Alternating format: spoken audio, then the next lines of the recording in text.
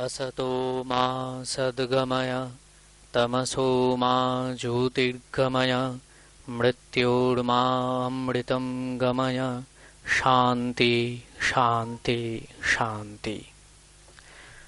Namaskar. Good evening everyone. As you all know that today we have assembled here to witness the Professor Nirodbaran Chakraborty Memorial Lecture, a short life sketch of the great Nirodbaran Chakraborty. Professor Nirodbaran Chakraborty was a distinguished professor of philosophy and a renowned scholar of the Vedic tradition.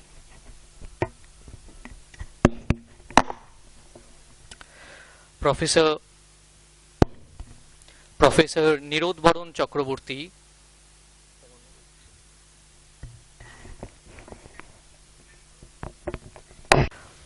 Nirodbaran Chakraborty was a distinguished professor of philosophy and a renowned scholar of the Vedic tradition.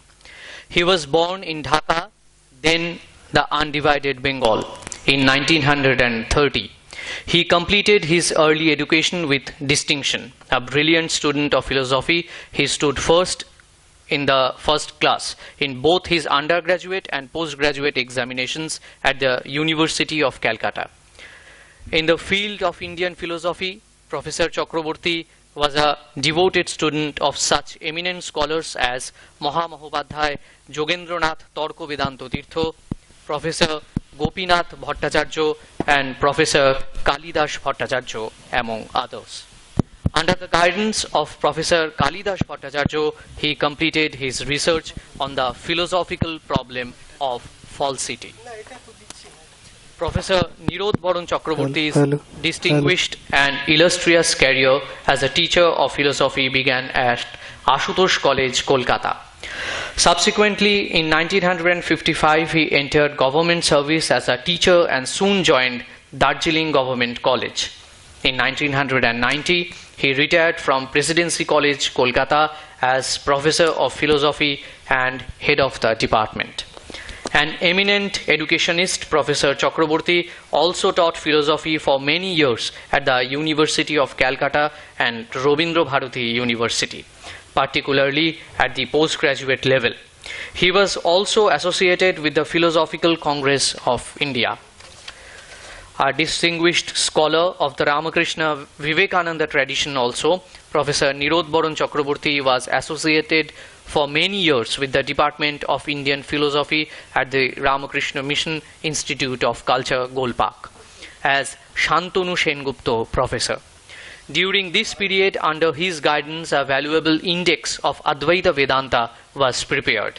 He was also associated with the Brahmachari Training Center at Belur Math, Ramakrishna Vedanta Math, and also Sri Sharada Math. Professor Nirodbaran Chakraborty authored several valuable works on philosophy, among them Advaita, Concept of Falsity, a Critical Study, Bharatiya Darshan এবং দর্শনের ভূমিকা, an introduction to Indian philosophy, are particularly noteworthy. His philosophical essays were also regularly published in various journals. In 1992, Professor Chakraborty received the Vivekananda Award for the Vivekananda Janmotsav Committee. In 1998, he was honored with the Swami Abhedananda Award presented by the Vedanta Math. Professor Nirodbaran Chakraborty passed away on 17th of July 2009, bringing to a close a remarkable life devoted to teaching, scholarship and the study of Indian philosophy. This memorial lecture has been organized with the support of his wife, Srimati Mukul Chakraborty. Today, the Professor Nirodbaran Chakraborty Memorial Lecture will be delivered by Dr. Diwakar Acharya, Spalding Professor of Eastern Religions and Ethics, All Souls College, University of Oxford. He will be speaking on the subject Samkhya as the philosophy of India and the story of its many lives. Before that, I would like to call upon the stage our revered Secretary Maharaj, Srimad Swami Tattva Saranandji, to deliver the address of welcome. After Maharaj's blessings, we will directly go into the lecture of Professor Acharya. Namaskar. Bhagavate Sri Ramakrishnaya. Respected guests, eminent scholars, members of the faculty, dear students, ladies and gentlemen. It gives me immense pleasure and deep sense of privilege to welcome you all to the Professor Nirodbaran Chakraborty Memorial Lecture organized by the Ramakrishna Mission Institute of Culture, Gulbarga. This evening is particularly special for us because we have the privilege of welcoming Professor Diwakar Acharya, Spalding Professor of Eastern Religions and Ethics at All Souls College, University of Oxford. Professor Acharya is a scholar of exceptional distinction whose work has made significant contributions to our understanding of Indian philosophy, Sanskrit-related intellectual traditions, and the history of Indian religious thoughts. On behalf of the Ramakrishna Mission Institute of Culture, I extend to you our most cordial and respectful welcome. Professor Nirodbaran Chakraborty passed away, as you have already heard, on 17 July 2009. Yet, we know the life of a scholar does not end with his physical departure. It continues through his writings, his students, his intellectual contributions, and perhaps most importantly, through the questions that he leaves behind for subsequent generations to explore. It is therefore deeply appropriate that a memorial lecture in his name should be devoted to a subject as fundamental to the Indian philosophy as Samkhya. This evening's subject, Samkhya as the philosophy of India and the story of its many lives, is particularly fascinating. Samkhya is one of India's most ancient philosophical traditions, as you all know, and its influence extends far beyond its conventional classification as one of the 6 orthodox systems of Indian philosophy. Its concepts, categories, and philosophical vocabulary have entered into dialogue with several other intellectual traditions and have acquired new meanings in different historical contexts. There could perhaps be no more fitting occasion for such a discussion than a memorial lecture dedicated to Professor Nirodbaran Chakraborty, whose own life was devoted to the study, teaching, and interpretation of Indian philosophy. Here I cherish the sweet memory of attending Professor Nirodbaran Chakraborty's classes in the Probationers Training Center at Belur Math. And there could be no more fitting scholar to lead us through this intellectual journey than Professor Diwakar Acharya. On behalf of the Ramakrishna Mission Institute of Culture, once again I extend my heartfelt welcome to Professor Diwakar Acharya and to all the distinguished guests and scholars present here, and to everyone who has joined us this evening. Now, I request Professor Acharya to kindly deliver the Professor Nirodbaran Chakraborty Memorial Lecture on Samkhya as the philosophy of India and the story of its many lives. Thank you. Swamiji, and to the Institute of Culture, it is my great privilege to deliver this lecture in memory of such distinguished scholar, Nirodbaran Chakraborty ji, in the city of my one of the predecessors, Bimal Krishna Matilal. I am really privileged, and also I would like to have your excuse that I was supposed to deliver a lecture already last year. For some reason I couldn't come, but finally I am here, and I am going to discuss this. Actually, you all in a way know that Samkhya is in the foundation of our philosophical edifice. So how and in which way? Normally now we know Samkhya as classical Samkhya. So basically my today's project is to take you back and show many lives of Samkhya. So in my word, that means how Samkhya has different versions. The Samkhya we know is just one side of Samkhya. So normally people say that Vedanta is philosophy of India, and people, they are right in a certain way.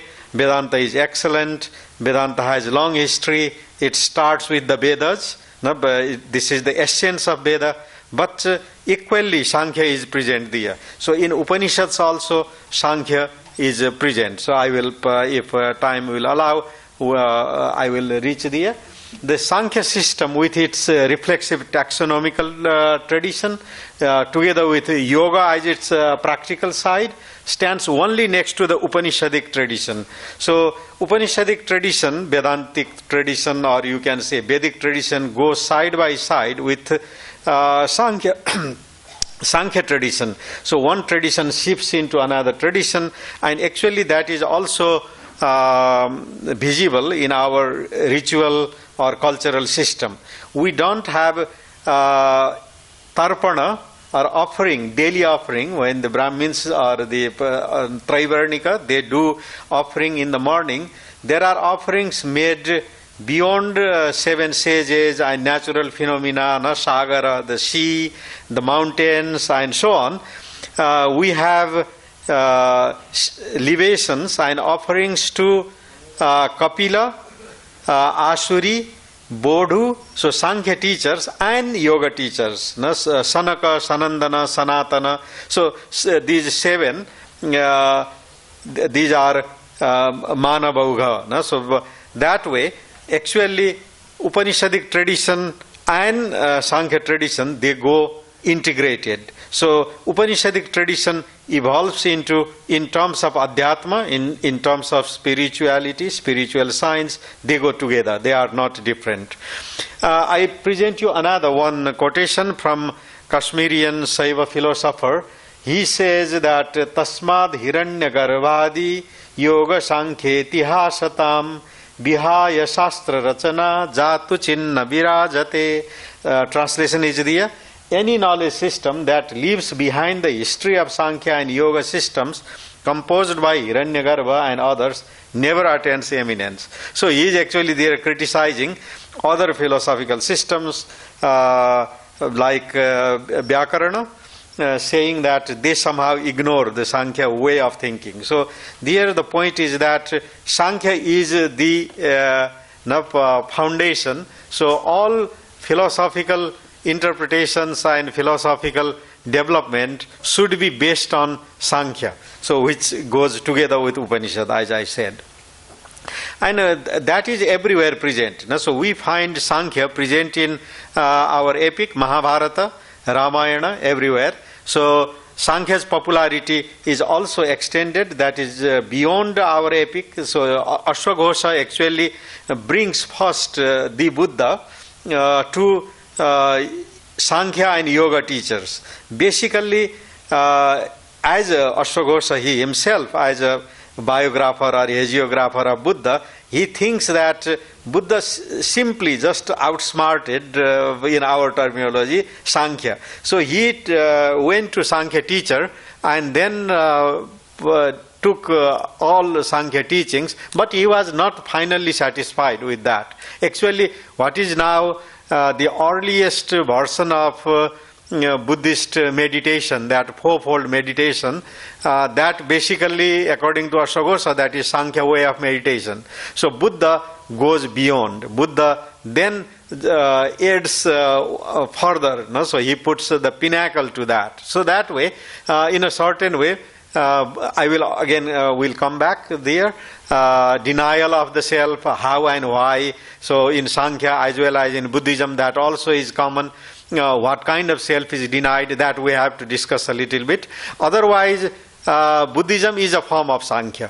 I would say that I am not telling. Actually, it is as Ashwagosha is presenting the evolution of Buddha. So the same way we see that Sankhya signatures in Vyakarana Mahabhashya, that is 2nd century BC. And we see the same situation in Charaka Samhita, in Susruta Samhita. So that way Sankhya has a very wide arching influence. It is not only in philosophy, so it is in all knowledge systems of India. The same applies to Puranas, Smritis, and religious literature. So we go to Saivism or Vaishnavism, they add further categories, further level of thinking, but again based on Samkhya. So their Prakriti is Prakriti and Purusha. So these are the 24th and 25th tattvas, principles in Samkhya system. Beyond that, like Shaivas, they add 11 more. But again, they say that what Samkhya discussed, that is impure world, they replicate the same thing in pure world. So their Prakriti becomes Shakti, Purusha becomes Shiva. Now the same way they are in a intermediate zone, Prakriti becomes Maya, and then Mayin or the Purusha becomes Sadashiva. So that way, it is all software is Samkhya. No? And we see that way presence of Samkhya in all walks of life. And I will show you, if time permits, this is again present, the Samkhya way of thinking in, I would say, in proto-Samkhya level. It would not exactly match classical Samkhya, but it is present also in Yaska's Nirukta.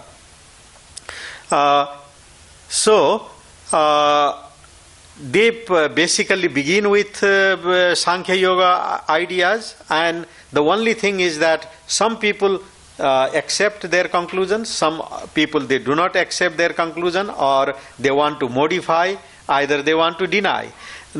Most of these systems, they basically want to adjust a little bit. Actually, we can start there. Even in Vedanta, all metaphysical theories of classical systems adopt 23 out of 25 Samkhya categories without any questioning. So, Pancha Mahabhuta, and Tanmatras, Indriyas, and Antaskarana, they are all the same. Actually, these lists, these like Tanmatras, Mahabhutas, Indriyas, they are for the first time systematized, systematically fixed in Samkhya. So otherwise, like in Brihadaranyaka Upanishad, we have Shada Ayatana, there is Hridaya, Manas separately counted, and also if we go back to Upanishads, we talk about Atma is in the center, Srotra, Chakshu, Manah, Prana. So they are talking about the same things, but their presentation, categorization is slightly different. But once Samkhya software is there, that is adopted by all, and then they go further. Here I say that in a way Vedic Upanishadic worldview together with Samkhya Yoga is now our Indic worldview. So the Vedic and Upanishadic worldview, it is initially is pro-ritualistic, then it moves pro-asceticism. There some sort of adjustment happens. So Samkhya looks like it was Bhikshu Parampara, so like ascetic system.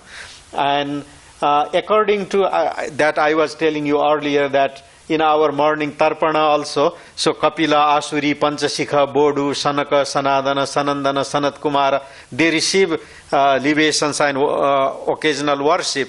No Akshapada or no Kanada is worshipped. No Jaimini even. So Jaimini, Vaishampayana, they are worshipped on the day of Vyasa Puja, Guru Purnima.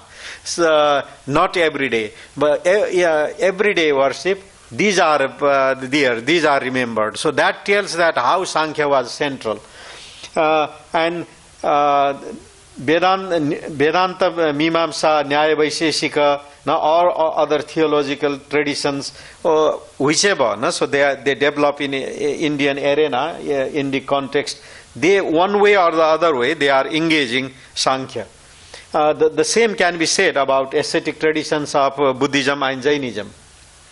Now, just very briefly, I would like to tell that what are the common beliefs of our systems. They are basically, again, there all these divisions are removed. No? So either it is Jaina, Buddhist, Vedantic, Samkhya, Yoga. We all believe in karma. We all believe in rebirth.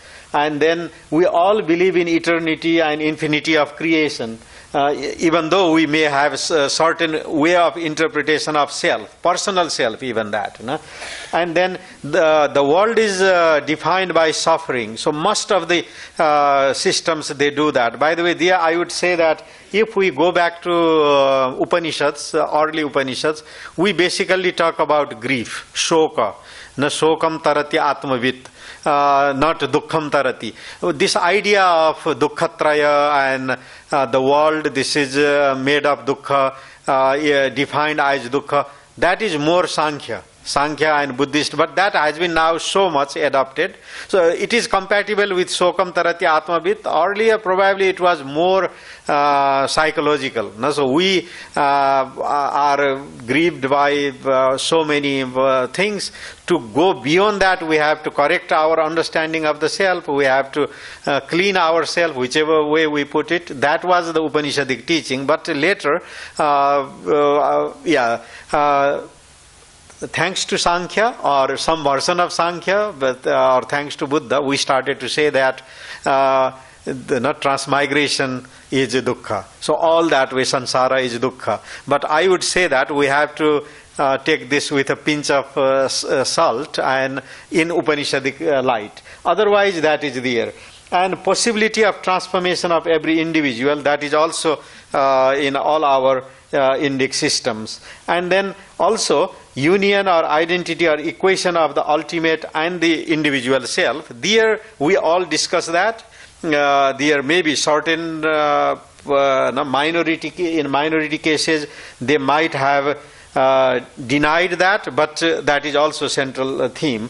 And practical path of enlightenment is rejection of everything that is predicated on I, with or without predication of pure properties. So there is like in case of Vedanta, in case of Upanishadic thing, we start with Satyam Jnanam Anantam Anandam Brahma. That way we we predicate pure properties on that I. So Aham Brahmasmi. So there. But in case of Samkhya and Buddhism, they deny nasminame naha mitya vasesham kevalam utpadyate jnanam. So that is exactly the same way Buddha is saying this. Exactly this what I am repeating is Samkhya. So there also, if we read in a critical way and a reconciliatory way, that is the same actually.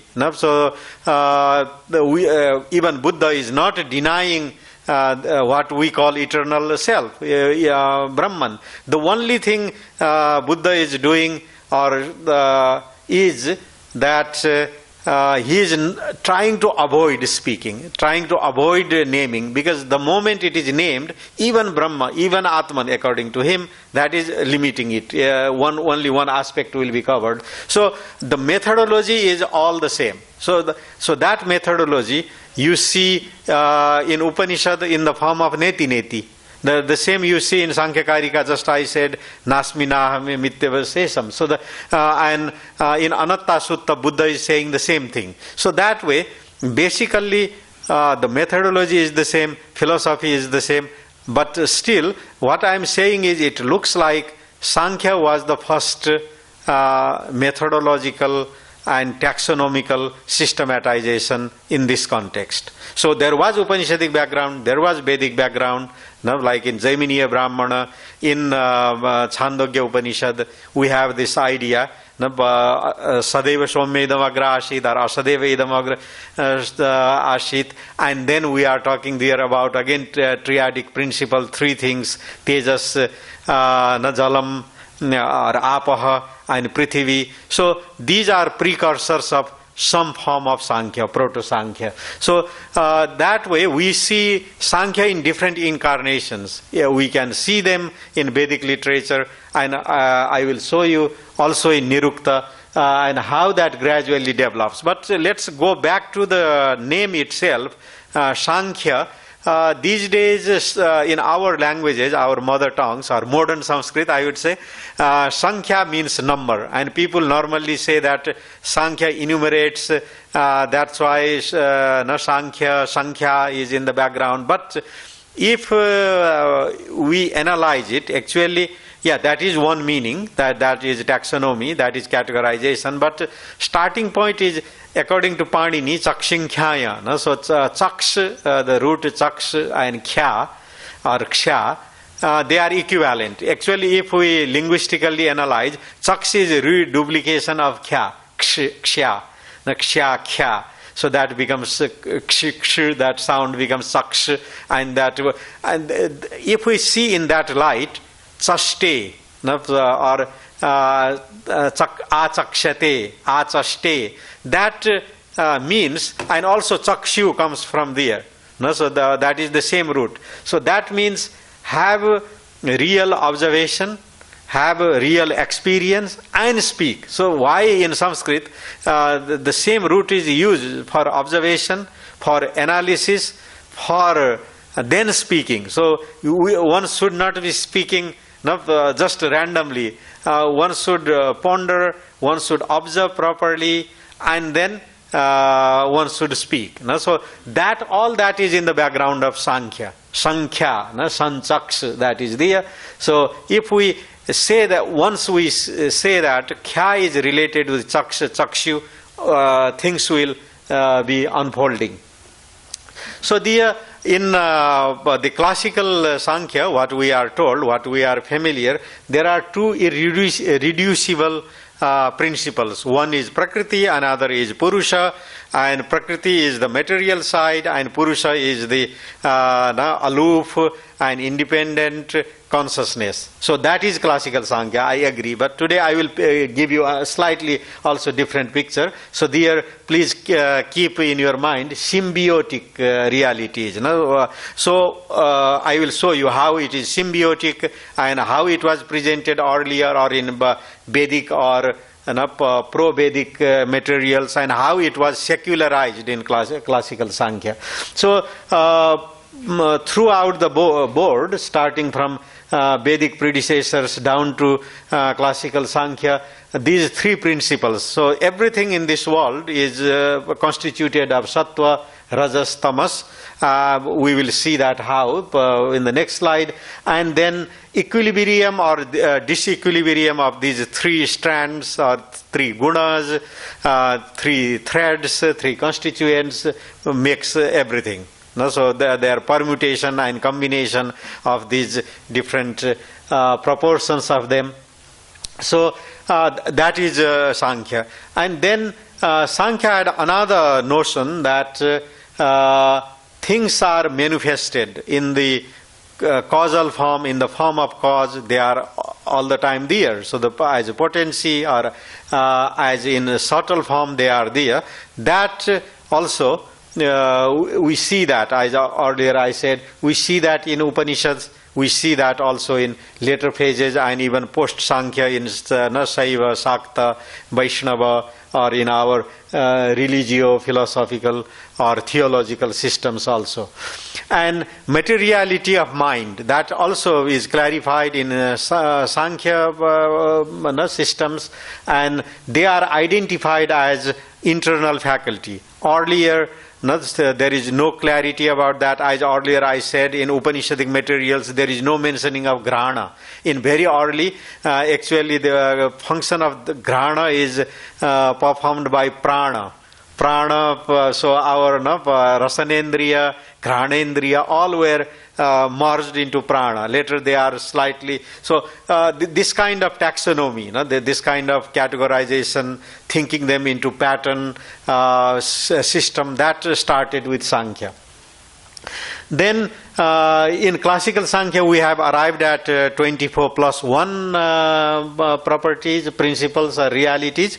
They are 24 on the material side in classical Samkhya. Just I am reminding you to lead you to the next level. And there is plus 1, that is the presiding one, consciousness.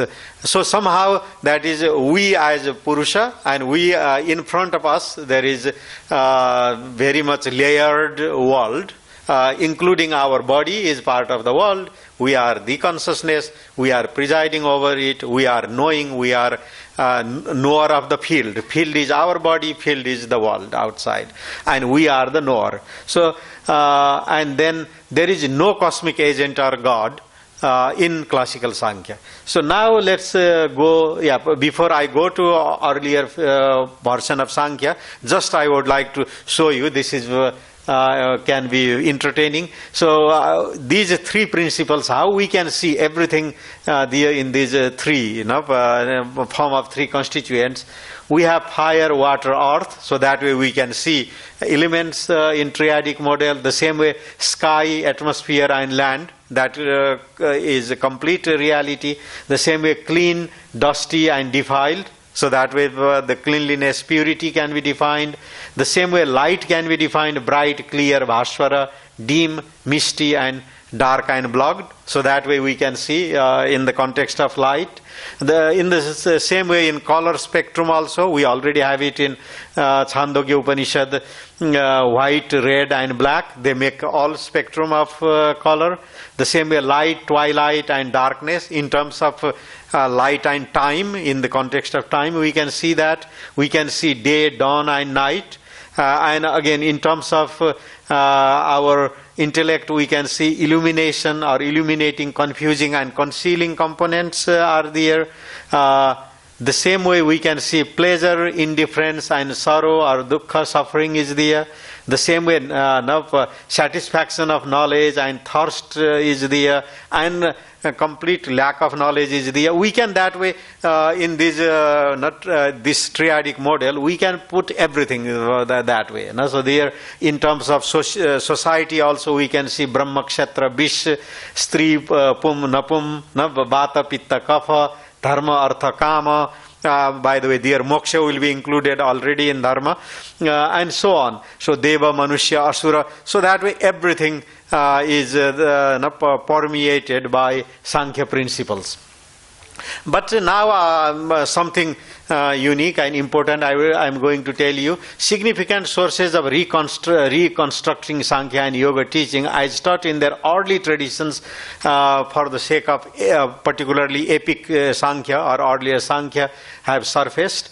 They cover topics of metaphysics, proper taxonomy, that is called Parisankhya. So that is Parita Sankhya, taxonomy, cosmogony, divinities, myths, stories of creation, dissolution, typology of creation, similes there related to Sankhya principles, and a plethora of concepts and topics.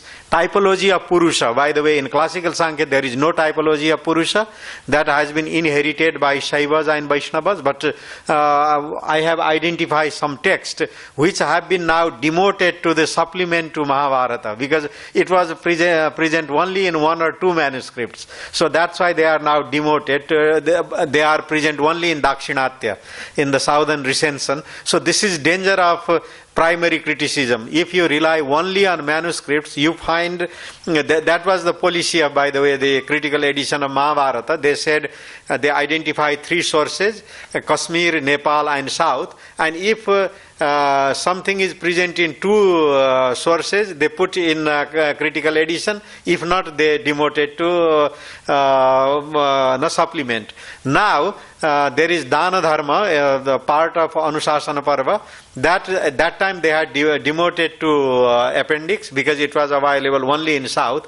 Now the oldest manuscript material for Mahabharata is available in Nepal for exactly that part. Now that should go into critical edition. The same way, internally what I am identifying, that is now demoted to the appendix by critical edition. That is present in Dakshinatya Patha, Kumbhakonam edition. That actually will open our eyes and tell us the prehistory of Sankhya. I will tell you a little bit of that. So I will skip this exactly. No, so it is presented there as Itihasam Puratanam. So that kind of signature is there, that when something that way is added in Mahabharata, they say that the interlocutor, there is narrative technique that like Bhishma says that he is going to tell an ancient story or ancient lore, and then they put some extra material there. No? So that was the narrative technique. So here first let me show you that from that material, I am quoting one verse there. Chaturvimshati mebatra kechidahur manishina kechidahustrayo vimsam yathasruti nidarsanat vayam tu panchavimsam vai tadadhisthana sangitam tattvam samadhi manyama sarvatantra pralapanat. It is Sanat Kumara Rudra Samvada. So this is one of the 4 texts I have identified. By the way, dear Sanat Kumara is teaching Rudra. Now, in other materials like Shiva is teaching Rishis. No? So here the other way around. So Samkhya, like in Kenopanishad, no? Or in other Upanishads, the teacher is not partial to only Devas. He is also like Prajapati is teaching Deva, Asura, both. The same way here Deva, Asura, Gandharva, all people are in the assembly, and Kapila is teaching, Sanat Kumara is teaching, and that way we can understand why Asuri was there. Now Asuri etymologically means belonging to the Asura clan. So now we say Rishi, but yeah, Rishi, so whoever has knowledge is Rishi. So here this verse is saying that some people, some wise people say that there are 24 principles, some say only 23 principles, but we regard that there are 25 because the Adhisthana, the foundation is the 25th, that is Purusha. Now, so this is in developed version, but this tells us that there were Sankhya systems where there were only 23 principles. There were 24 principles. Why? So there, again, from this text I tell you that also that is reflected to some extent in Gita and also in some other materials. When they are talking about 24, they say that 24th is Abhyakta, where there is no distinction of Prakriti and Purusha. This is actually not Dvaita. So originally it was Advaita, that way. So that way they were talking about 24 principles, Abhyakta. And actually also in case of in another statement, they say that actually what is we are calling Purusha is actually Nistattva. Tattva is that which evolves. So that way, whatever evades the categorization, that should be Nistattva. So that's why Tattva can cover only up to the point that is the 23rd or 24th, that way. And in some system, they do not distinguish between Buddhi and Ahankara. So that way the number can be 23. So how these systems were developing, they go subtler and subtler, and then they distinguish. Even in Brihadaranyaka Upanishadic system, we see that earlier, as I said, they were very early. They had this Brahmapucham Pratishtha, that kind of thing. So Atma is Atma Adesha. So Atma is in the center. Rigyaju, Sama, Atharva, they are in the Vijnanamaya Sarira, in Taittiriya Upanishad, these are Angas. So they are the same way Mana, Prana, Chakshu, Srotra, and Atma is in the center. So that way, they were, up to that point, they were not distinguishing between. So if we reflect on that, they were not distinguishing between thinking and knowing. So when it comes to the teaching of Yajnavalkya starts to say Vijnanamaya Purusha. So now they distinguish between thinking and knowing. So there is this thing happening, and then so thinking is separated. Earlier again, so if we go much back there, so mana is everything. Tanme mana Shiva Sankalpamastu, in Shiva Sankalpa Sukta or in Rigveda, that manas is actually combining everything. That is Atman, including Atman. But when they go thinking subtler and subtler, that is Upanishad. No? That is Adesha. That is underlying principle. Near but underlying. Upanishad. That is sitting there, underlying but close. So that way, what happens in Upanishad is they go subtler and subtler, and then they distinguish between thinking and knowing, and then identify and say that the essential is knowing. Now, so that is different from thinking. The same way here also they go on, and then they create categories. They say that manas is different, manas is material, ahankara is another aspect of mind, and let's have it another aspect of intellect. So that's why let's keep it distinguished. So that way new categories are created. So in these materials we can see that here, no? So because of time constant, I say that earlier the abhyakta was combining, but on the consciousness side, they were talking about like there is, in case of creation, when Brahma is not yet awakened, he is not yet in duality, so that is apratibuddha. Or from our side, when we go back, so that would be the highest category of consciousness, what is before creation. So in case of cosmic reality, you know, so when we are talking about cosmology, he has not awakened to the world. From our side, when we are purifying, we are going back, this will be the ultimate Buddhahood. So the awakening, or that would be the ultimate state of consciousness. And then Buddhamana would be, whichever way you go through cosmological devolution, coming from the Brahma level to the samsara level, world level, or we are from samsara to going towards the ultimate reality or ultimate nature of ourself. That would be Buddhamana in the middle. So that is our buddhi gradually purified, and then in mundane life, we are apratibuddha, we are living in the level of senses, the moment, and that also is, by the way, Baikhari we say, there in earlier these Samkhya materials, we see that actually Bikhara is the another name of Ahankara. That also fits well with Hindi. In Hindi, bikharna, to be scattered. You know? So this is scattered consciousness. In case of speech also, it is scattered speech, you know, broken, uttered speech. So there actually it comes again from Samkhya. So there is Samkhya legacy in the background. So earlier they were going and interpreting side by side, and they were saying that the relation between consciousness and materiality was symbiotic.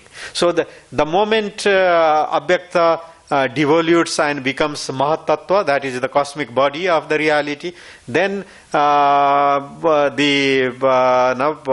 conscious side, the presiding or residing consciousness also devolves or evolves, whichever word you want to use. So that was happening. So later when they created classical Sankhya, they removed that completely away. You know? So because they wanted to simply create so-called philosophical structure without any connotations. But I show you, so in this old material, and again, so we can check and find that this is reflected also in Vedic material. All the deities, so what I was telling that when in the oldest form there are only 23 principles, and then Brahman is presiding the Brahma is presiding deity of intellect, and then beyond that is Abhyakta. Within Abhyakta there is Purusha, he transcends all realities, but the 24th is unmanifest one, and there altogether he is called Aja, and not yet born actually. No? So like Gaudapada is saying there, that will be compatible. So here in symbiotic relation in a human sphere, that same principle evolves as intellect, eye awareness, mind, and down to these things. The same way in worldly level, this intellect becomes determination, self-assertion, and so on. And the objects of sense and sound, things to touch, form, taste, and so on. Then this is very important. These are all Vedic categories, Vedic deities. So if Sankhya would have been designed or evolved in later period, these deities would have been Shiva, Vishnu, Devi. So that is not the case. So we have all Vedic deities.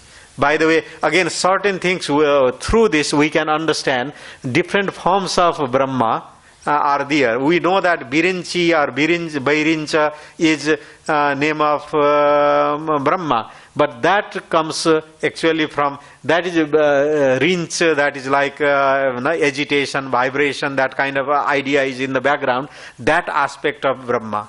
So the same way Aja is also now synonym of Brahma, but in Samkhya they were identifying different aspect of Brahma, Brahman. So you give gender or you don't give, and then now mind is equated with Shoma. I am giving wherever possible also English that way, moon I am putting, but Shoma. The same way sky is related with Dish, Vidyut, Surya, Shoma. So there I am putting red because they can be in, I have two different versions in this old material, so they can be interchanged. Some discrepancy is there. Otherwise, all these are Vedic categories, Vedic deities. You can see, Soma, Vayu, Vishnu, Indra, Mitra, Prajapati, Agni. So that tells that this is the Vedic history of Samkhya, and it was symbiotic relation. The same Brahman, the same ultimate reality. When it comes to the level of speech, it becomes Agni. So when it comes to the level of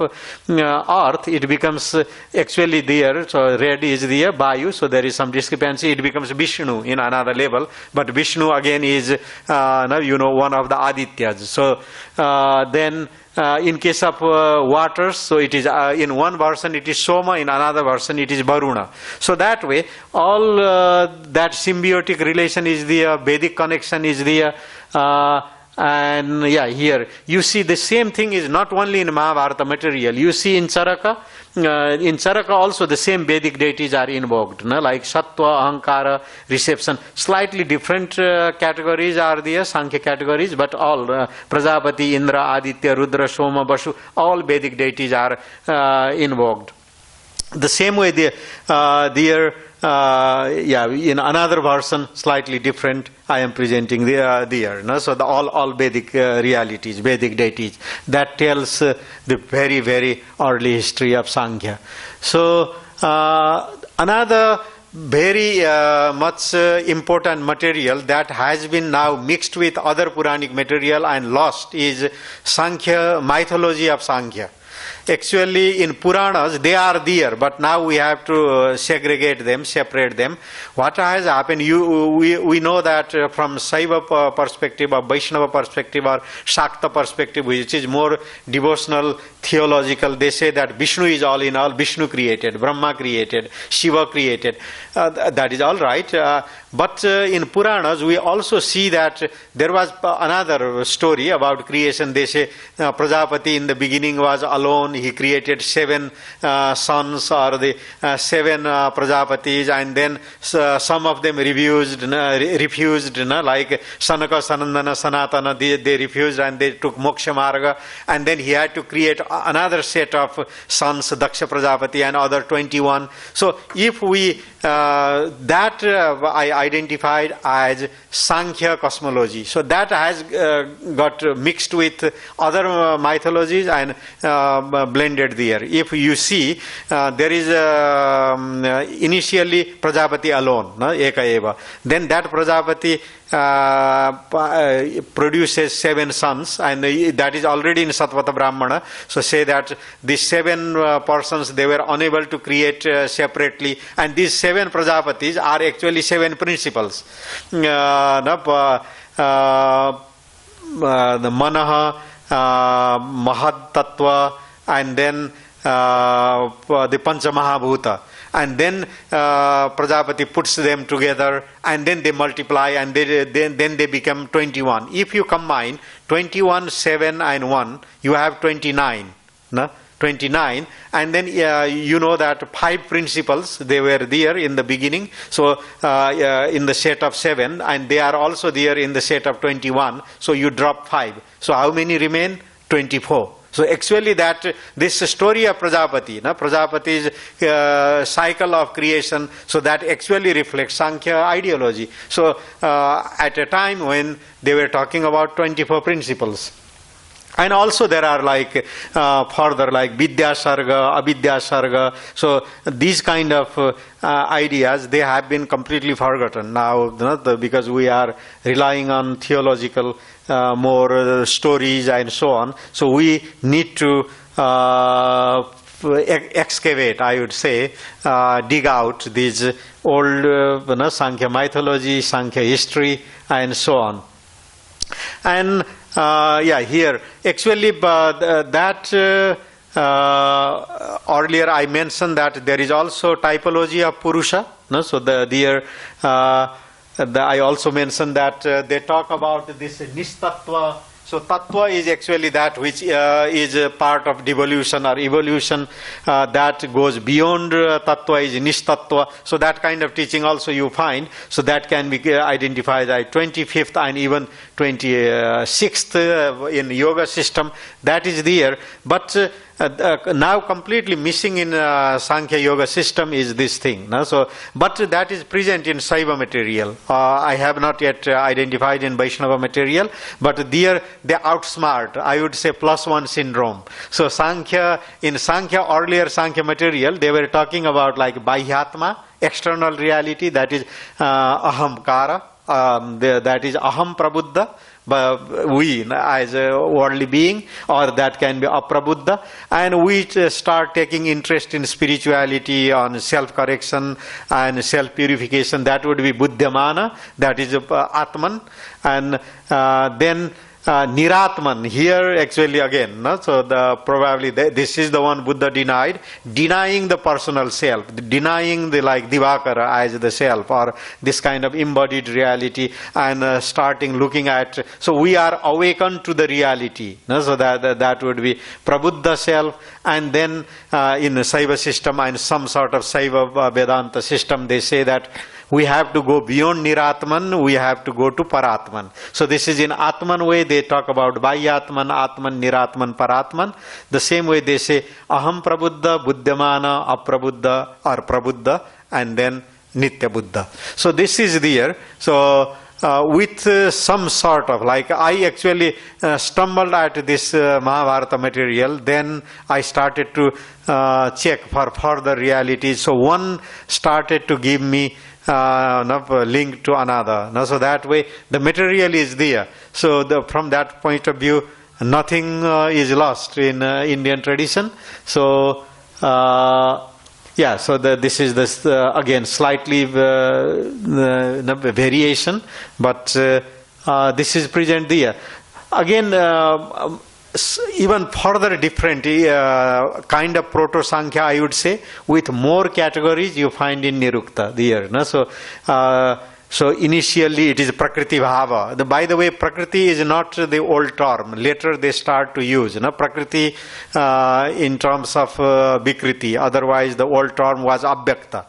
No? So the Abhyakta, and even in Gita, then Sri Krishna says, I have two Prakriti, Para Prakriti and Apara Prakriti. So they are the nature, the nature of Abhyakta. So Abhyakta when and then becomes Vyakta and so on. So the moment he wants to be Vyakta, he knows that he is there, he is going to create, then Pradurbhavuva. The moment he knew himself, Aham, then he became Mahan Atman. He got embodied as the cosmic body, cosmic person. Then these different categories are there in Nirukta, invoked, but these have been now already dropped. Pratibha. So in some certain context they are there, but not as part of this kind of evolution. So in Nirukta system we see that there is material evolution this way, Sattva, Abhyakta, Brahma, that is the same as Satya, Salila, Amrita, that shifts through some sort of embodiment and becomes Bhutatman, Bhuta Prakriti. On the material side, that is Kshetra. On the other side, there is Pratibha, so self-illumination, and that way the Vidya or Avidya, you look at it from different aspect. Maya is also that way. So if in a certain way you are in the spiritual path, Maya is Mochini. So she pulls you upward, otherwise she pulls you downward. That way she is Sadasadvyam Anirvachaniya and so on. So that kind of idea we see present also in Sankhya. And so these realities. So in this system, Sattva is center. No? And then in Sattva there is deviation that way. Rajas and Tamas are evolved, and these are identified with Kama and Dvesha. So this is Nirukta system. And here it doesn't start with three constituent principles. Like in other system, like in other even epic Samkhya or classical Samkhya, the three principles are all the time there. No? So they are either in equilibrium or in disequilibrium. But in Nirukta system, probably it was a variation, or it was even earlier, before it was stabilized. They say that it is Sattva. Sattva moves to two directions and becomes Rajas and Tamas and so on. So there is a lot of this material, and we have also in this is extended to many different systems. We can see that in Vedanta, even in Nyaya, Vaisheshika, the categories Sankhyas have created, they have been completely adopted. So Sankhya is present in every walk of our life. It is present in like in medicine, so like in Ayurveda, we go to Vastu Shastra, whatever Indic knowledge system we pick up, it is present there. So that way, from that point of view, I would say that Sankhya is, so once we say and once we realize that Sankhya is not just that classical Sankhya we have been given. So Sankhya has a long history, Sankhya is non-dualistic, Sankhya is not transcendental as well as immanent. So from that point of view, Sankhya covers actually all Indic knowledge system, Indic philosophies, including Buddhism, Jainism. And by the way, last you might have noticed already, even Charvaka is a variety of Sankhya according to Mahabharata. Actually, people who worked on Charvaka, they looked on like they were around, and then for Brihaspati Sutra or this and that. If you read Mahabharata, there is, after Mahabharata war is over, Yudhishthira is declaring his victory. So there is a kind of victory assembly. And as Mahabharata tells, there stood up a guy who was a Sankhya Bhikshu called Charvaka. The Charvaka, and he challenged Yudhishthira.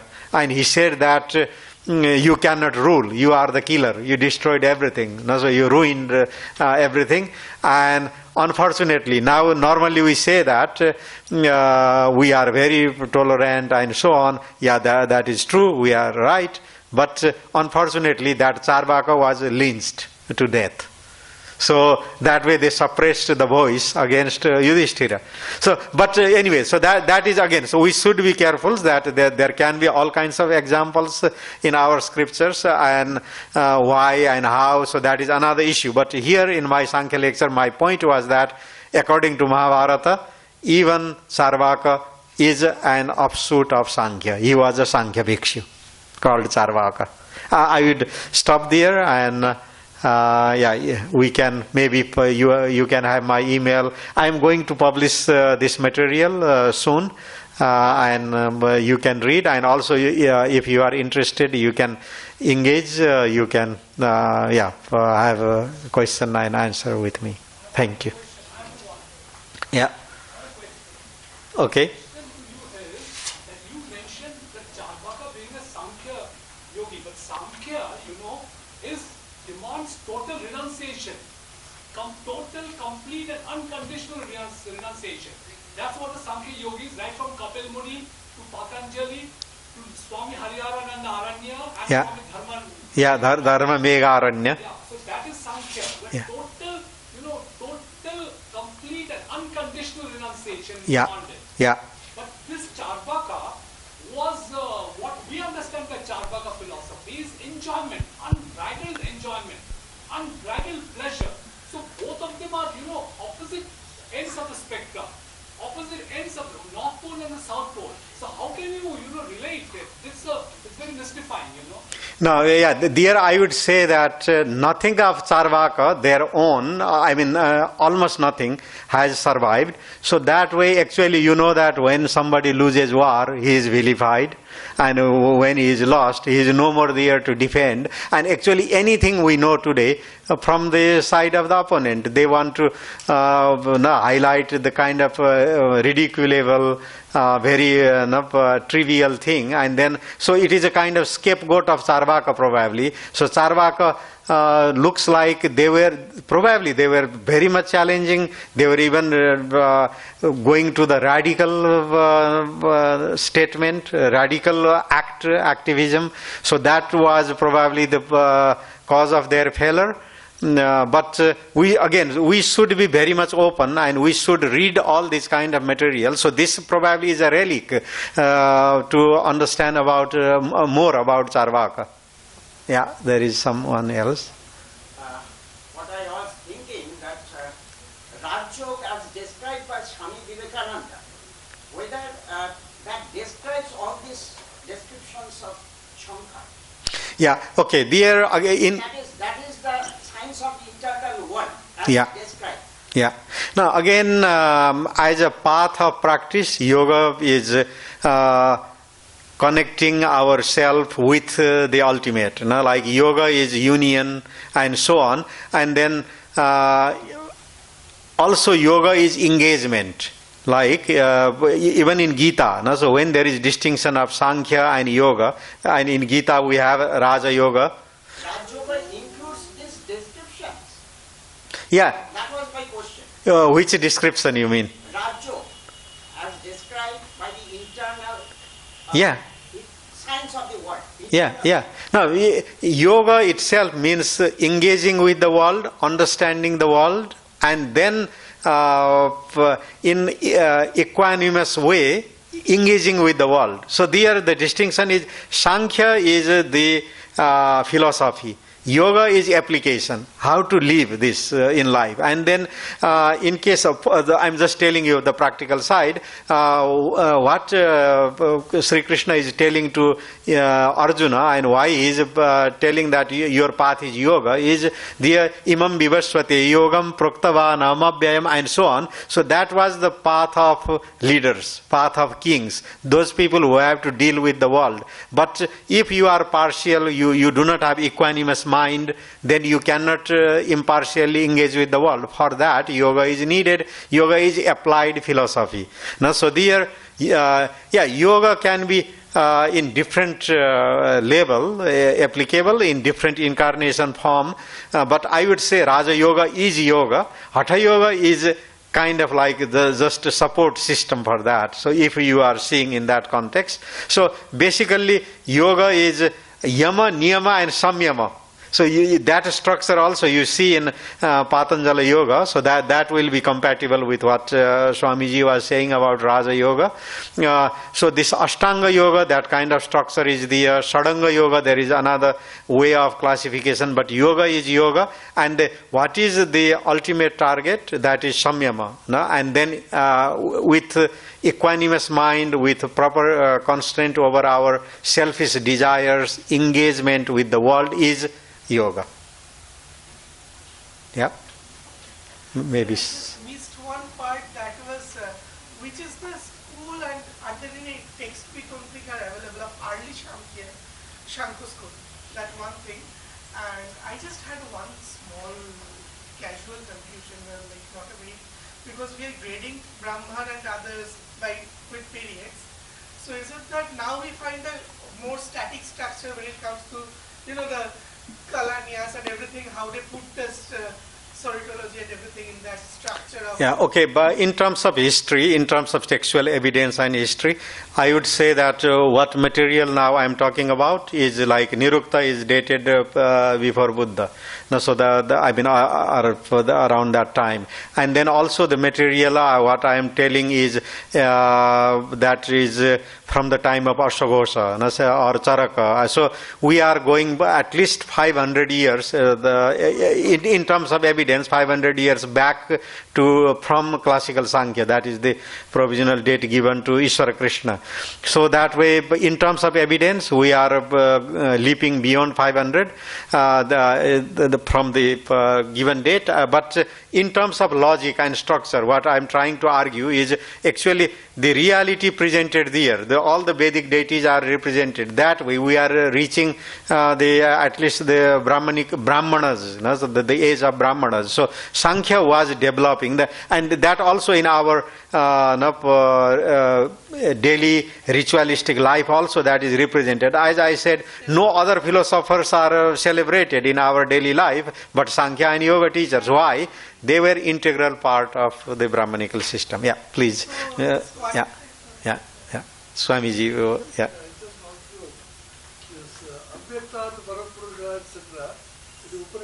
Yeah. The Mahatma is equated with Hiranyagarbha. Mm-hmm.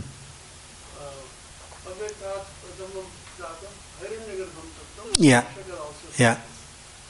And Hiranyagarbha is once again identified with Shoganabhrahma. Yeah. So Yeah. Hiranyagarbha is conscious. Yeah. And Avyakta is supposed to be, according to Samkhya, Prakriti, which is insufficient. Yeah. And there's another system called Tantra in which the entire thing, Prakriti is very conscious, and both Purusha and Prakriti are equally conscious. Various ways Yeah. compared to the Tantra came. Yeah. And what is the place of Hiranyagarbha?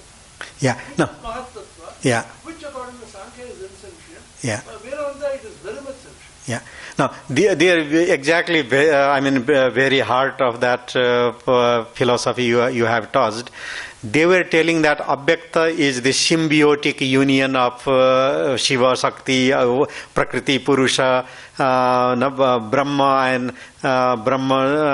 the transcendence and immanence of immanence combined. That's why it is called Avyakta. Now, so to say Avyakta and Asad. Actually, I wrote one article about that. So in Chandogya, there is also this discussion that some people say that Asadeva idamagra asid, how that can be. So it should be Sadeva idamagra asid. That the current reading tells. So structurally, I was saying that earlier the understanding of Asad was Avyakta. So Avyakta in the sense that Nama Rupa Rahitas, that is Nirguna Brahma. So if we want to use modern terminology, so earlier in very ancient time, when in Brahmanical period, philosophy of Upanishad was emerging, so there was Avyakta, and that is exactly compatible with what you are saying. Avyakta is Brahman, where there is no distinction of Prakriti and Purusha, and Mahatattva is in a symbolic way, it is golden egg, Hiranyagarbha. Hiranyagarbha means this is the cosmic body. Now, so there, Mahatattva is the cosmic body. Actually, that the first description of Mahatattva that way is by Mahad as Mahadbhuta by Yajnavalkya.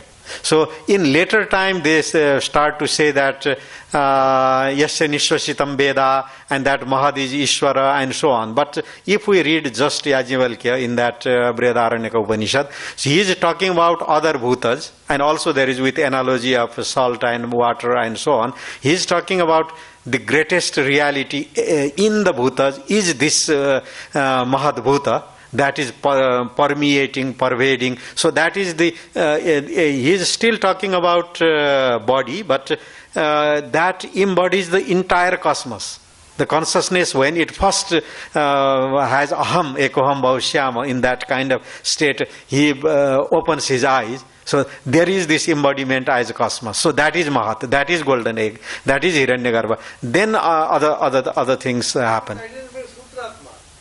Yeah, now again, so that is another. By the way, Shankaracharya Acharya criticizes Bhartrimitra for blending Samkhya with Upanishad, and exactly there are the 8 different Atma, Shutratma, Vijnanatma, Pranatma, so different. So there are, right now I don't remember, so I didn't produce that chart. Like here, I just picked up these 4 levels, but there are other that ways further categorization or identification of Atman with one or the other adjective. So that looks like, again, Bhartrimitra was or Bhartri Prapancha, sorry, Bhartri Mitra commented on Mimamsa, Bhartri Prapancha picked up that and then used that to interpret Upanishad, and that was not exactly compatible with what Shankaracharya Acharya was telling. So that's why he criticized him. Like here also, there is like Bhautika, Ahankarika, Mahatmika, Abhyaktikanam, Chaturvidanam, Atmanam. So there is something. So these are different Atman. Here, Bhautikatman or Bhutatman, Ahankaratman, then Mahatattva, this Mahatmikatman, Mahatmika. So this kind of, so this is a way of description of different. So that's why I said symbiotic. No? So according to this way of thinking, it is very beautiful, I would say. It would fit Vijnana Vedanta. So it is the same Brahman. When it is in the level of earth, it becomes Vishnu. When it is in the level of Jala Tattva, it becomes Varuna. So that is that way, but it is side by side. It is integrated symbiotically. Where does the idea of pradhana fit in this? Now, pradhiyante, so that is again, so Not mention pradhana anywhere in Samkhya. now again in very early there is only abhyakta. So this pradhana is pradhiyante asmin sarve, that way pradhanam, that way. It is kind of repository or granary where all grains are kept. That way all devolutes or evolutes, they are kept, put back at the time of dissolutions or before devolution. That's why it is called pradhana. It is adjectival title of abhyakta. Again, even Abhyakta is, if we go that way, Abhyakta is also a title. But they start with, the oldest material starts with Abhyakta. Yeah. But it is ancient in Tantra. So how does the idea come in? Now, again, Samkhya concept is ancient. yeah. Now, again, Tantra is very much compatible, and actually, this kind of symbiotic Sankhya, the old Sankhya, is kept preserved by, and as I showed you, I am showing here, this kind of even the typology of Purusha, because once classical Sankhya said Purusha is unchangeable, Purusha is one and the same, so they went to that line. They want to just forget about the symbiotic representation, let's say, of Purusha. So they dropped that altogether. But you see that in Shaiva Tantra, in Shakta Tantra, everywhere you see that. And even in Gita, as I said. Yeah. Did they evolve at the same time? Yeah. Yeah, now again, Tantras are also, again, historically going, they are old and new. So again, I mean, I have to answer certain questions from faith point of view. From faith point of view, they are Agama. No? So they are eternal, if we are practicing. If we are talking historically, then there are very early Tantras as well as modern Tantras. But this idea is, as earlier in the beginning I quoted, Utpala Deva, the Shaiva, Shakta, or the Agamic people, they think that Sankhya is the foundation. So without Sankhya category, nothing philosophical, nothing theological can develop. And also, by the way, when we go back to early Upanishads, there is, in Chandogya, it is in very sutra form presented, there is Sandilya Vidya. You must remember. No? So there is, at the time of death, one should practice this kratumayo yam purusha, what kind of resolve you have, that kind of gati you will have. That's why in your lifetime you have to meditate that you are tinier than the tiniest self in the greater than the greatest cosmic body. So the point of all this practice is that we save ourselves, we transcend from this tiny body, limited ego, limited identity, and then we somehow dissolve ourselves in the cosmic body. So there, according to Shandilya Vidya, in our lifetime, we every day cultivate this meditation that I am tinier, not tinier than the tiniest Purusha. The term is Purusha. Purusha in the greater than the greatest body. By the way, Atman earlier time was for this cosmic body, the name. That's why Mahan in classical Sankhya is masculine, because it was Mahan Atma. Mahan Atma was in the background. That's why it is masculine, not Mahatattva. In Vedanta too, no Mahan. Samkhya is Napumsaka. No, I mean, no. No, Prakritir Mahams Tato Ankara Tatah Ganascha Sodasaka. In classical form, when they are describing and adding Tattva, in compound they say Mahat Tattva. But when they have to name, Prakriti is Mahan. Mahan, and why Mahan? That was actually my starting point. Why Mahan is masculine? No? So this is adjectival term. Why Mahan? Then the answer was that Mahan is actually this cosmic body. The moment, so from Abhyakta, when Abhyakta evolves or devolves, then his first evolution or devolution is in the form of cosmic body. He gets embodied, that is Mahan.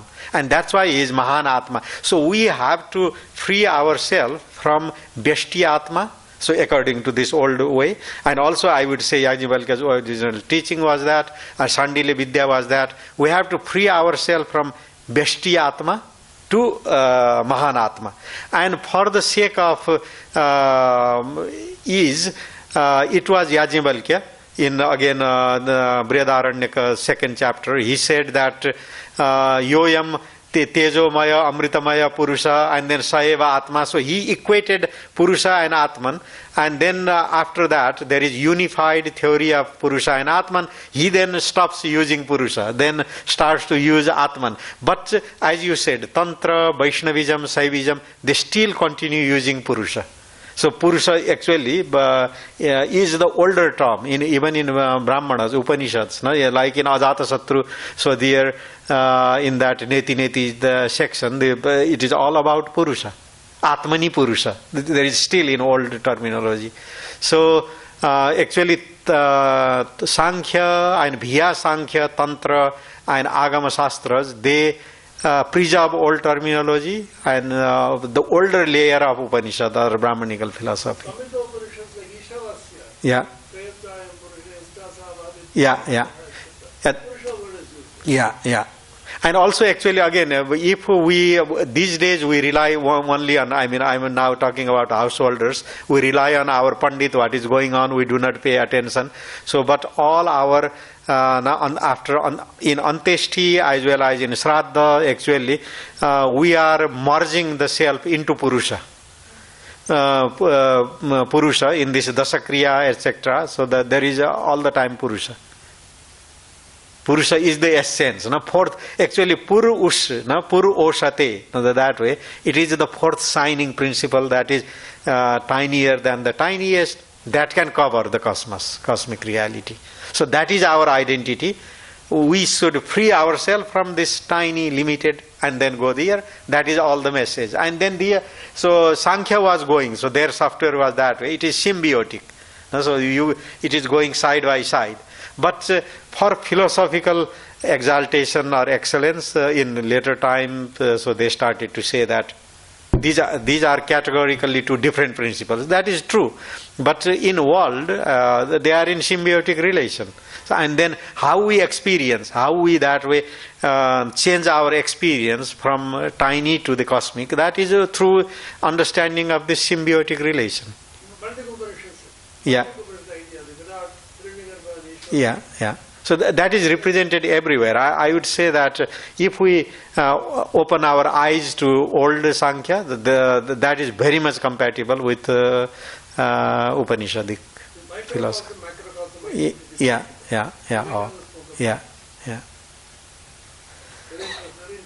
Thank you. Thank you for giving me this opportunity. I am very much blessed. Thanks a lot.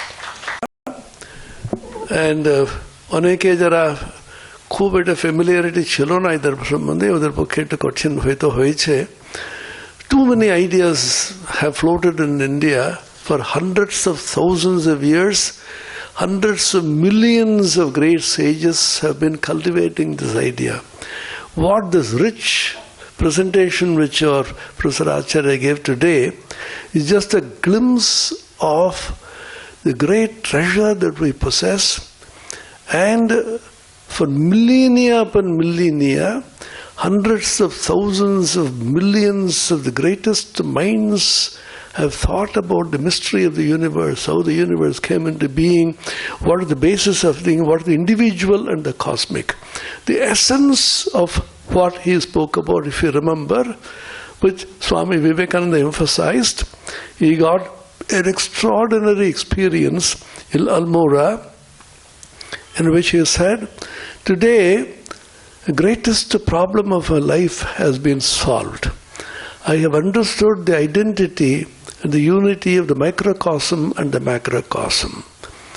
So, Swamiji converted this philosophical idea, whatever system you follow, into saying, come out of your narrow self-interest, the little self, and expand into the cosmic self. So he has defined life itself as expansion of life, and contraction itself is death. So the take-home idea for all of us who are in the world, including the sannyasins who are very much in the world, working for society, that we expand yourself, expand your consciousness in such a way, never think of your little self. What Buddha said, the anatta, is the absence of the little selfish self which says I. And what Vedanta says is the Purna, that this self, which you call the Atman, which you call the little self, is identical with the Supreme Self. Sa yaschayam purushe yascha sa bharitye sa ekaha sa evam vit. So this is one of the finest expositions in which so many ideas are thrown, and how the ideas evolved over time, historically, textually, and from the point of view of grammar and the Nirukta, etc., it has covered so much of ground in such a short time. It is very remarkable, and so we are thank you that we waited for 1 whole year for you, sir. And then it's worth it. Thank you so much.